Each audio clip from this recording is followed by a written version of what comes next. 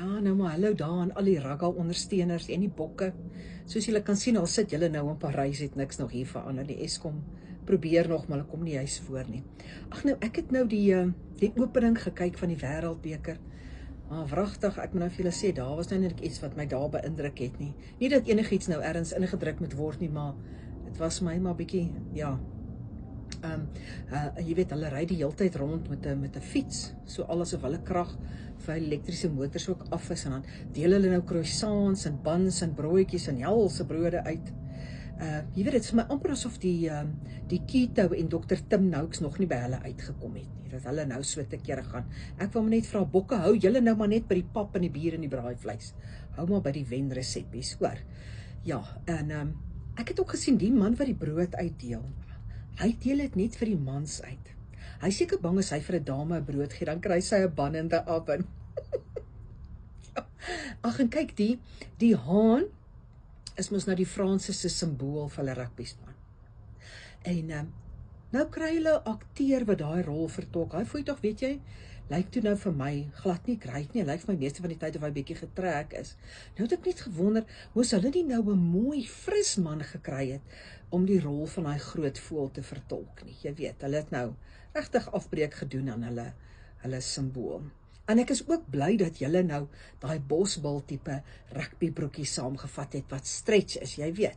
Laat dit nou nie weer die bloedsomloop afsny wanneer julle die vleis daar oor die water wys nie. So daai is my pragtige beplanning wat julle daar gedoen het. Maar terselfdertyd is Parys nou een van die modehoofstede van die wêreld nogal. Maar die man wat die hoofkarakter gespeel het, hy hol net die hele tyd daar in sy vrokkie rond.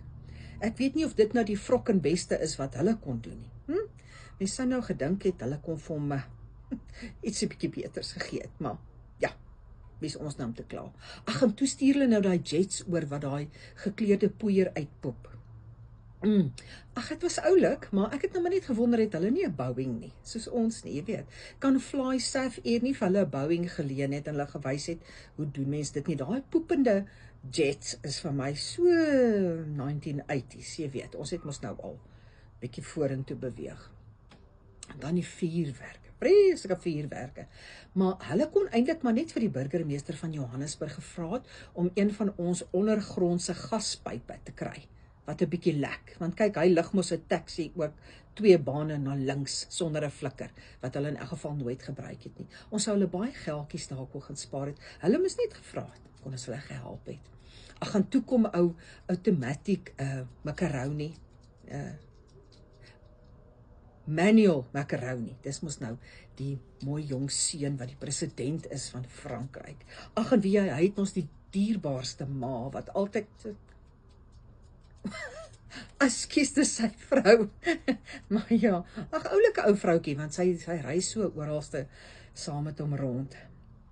Maar bokke, ek kan nou net vir julle sê, Parys is nou die hoofstad van die liefde van die hele wêreld, maar ek wil nou nie hê julle moet op die ander spanne verlief raak en draad spring nie. Okay, bly julle vir my net lekker gefokus.